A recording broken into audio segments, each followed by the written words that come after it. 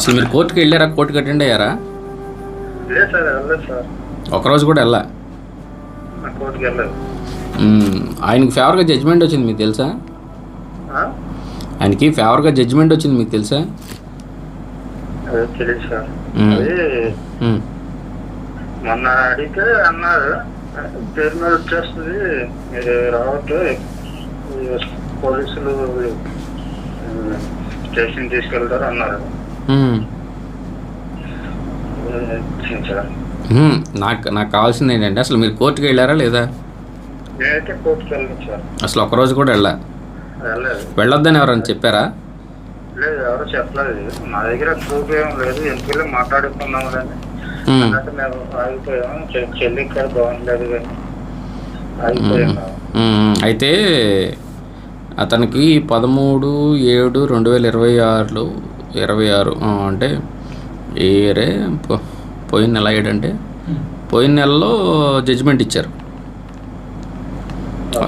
అతనిదే అని చెప్పని ఇచ్చారు. బహుశా అది మీరు వెళ్ళకపోవడం వల్ల కూడా అయ్యి ఉండొచ్చేమోనని నేను అనుకుంటున్నాను. ఒకసారి నువ్వు వెళ్ళుండ్రా తమ్ముడు. దీనికి అప్పీల్కి వెళ్ళొచ్చు హైకోర్టుకి, కానీ ఏంటంటే జడ్జిమెంట్ కాపీ తీసుకోవాలి. ఇది జస్ట్ ఆన్లైన్లో చూసాం. జడ్జిమెంట్ కాపీ తీసుకుని అప్పీల్కి మీతో మాట్లాడిన తర్వాత అప్పీల్కి వెళ్దాం.